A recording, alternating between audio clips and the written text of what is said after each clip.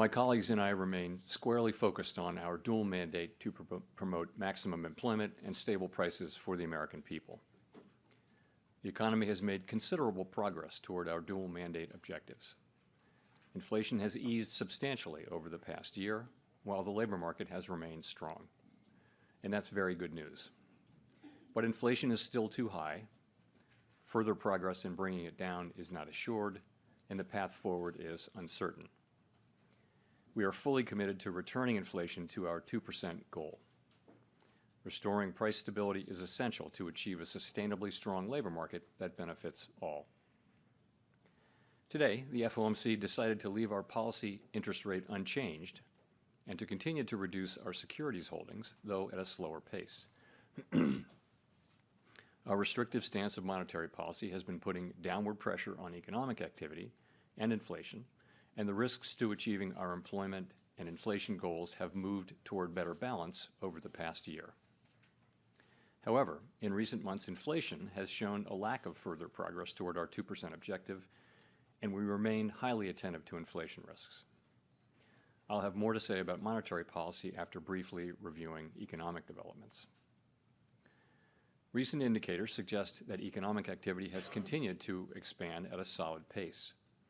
Although GDP growth moderated from 3.4% in the fourth quarter of last year to 1.6% in the first quarter, private domestic final purchases, which excludes inventory investment, government spending, and net exports, and usually sends a clearer signal on underlying demand, was 3.1% in the first quarter, as strong as the second half of 2023. Consumer spending has been robust over the past several quarters, even as high interest rates have weighed on housing and equipment investment. Improving supply conditions have supported resilient demand and the strong performance of the U.S. economy over the past year. The labor market remains relatively tight, but supply and demand conditions have come into better balance. Payroll job gains averaged 276,000 jobs per month in the first quarter, while the unemployment rate remains low at 3.8%. Strong job creation over the past year has been accompanied by an increase in the supply of workers, reflecting increases in participation among individuals aged 25 to 54 years and a continued strong pace of immigration. Nominal wage growth has eased over the past year and the jobs-to-workers gap has narrowed, but labor demand still exceeds the supply of available workers.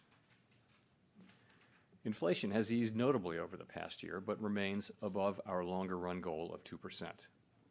Total PCE prices rose 2.7% over the 12 months ending in March. Excluding the volatile food and energy categories, core PCE prices rose 2.8%. The inflation data received so far this year have been higher than expected. Although some measures of short-term inflation expectations have increased in recent months, longer-term inflation expectations appear to remain well anchored, as reflected in a broad range of surveys of households, businesses, and forecasters, as well as measures from financial markets.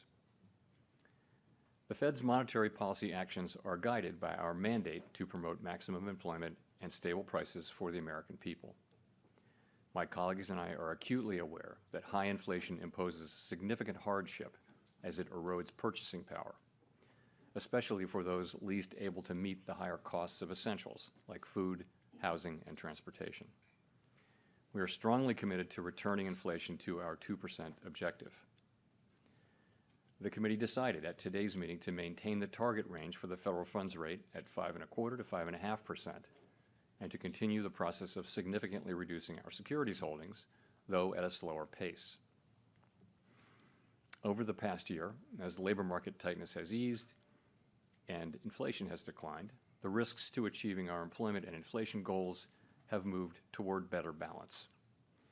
The economic outlook is uncertain, however, and we remain highly attentive to inflation risks. We've stated that we do not expect that it will be appropriate to reduce the target range for the federal funds rate until we have gained greater confidence that inflation is moving sustainably toward 2%. So far this year, the data have not given us that greater confidence. In particular, and as I noted earlier, readings on inflation have come in above expectations.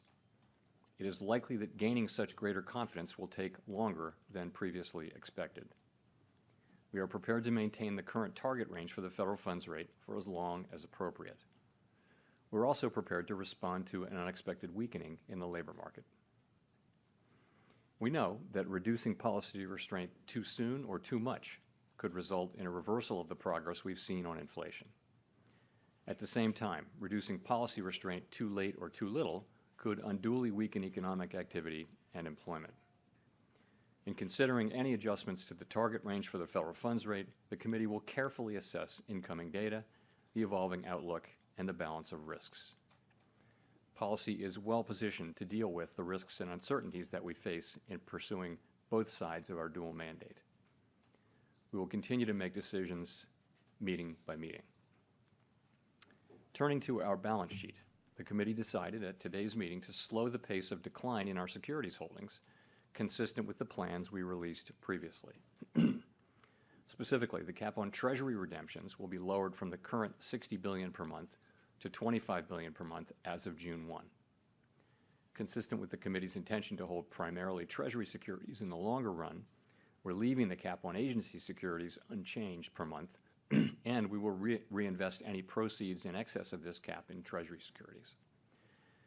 With principal payments on agency securities currently running at about $15 billion per month, total portfolio runoff will amount to roughly $40 billion per month. The decision to slow the pace of runoff does not mean that our balance sheet will ultimately shrink by less than it would otherwise, but rather allows us to approach its ultimate level more gradually. In particular, slowing the pace of runoff will help ensure a smooth transition, reducing the possibility that money markets experience stress and thereby facilitating the ongoing decline in our securities holdings that are consistent with reaching the appropriate level of ample reserves. We remain committed to bringing inflation back down to our 2% goal and to keeping longer-term inflation expectations well anchored. Restoring price stability is essential to set the stage for achieving maximum employment and stable prices over the longer run. To conclude, we understand that our actions affect communities, families, and businesses across the country. Everything we do is in service to our public mission. We at the Fed will do everything we can to achieve our maximum employment and price stability goals. Thank you. I look forward to your questions.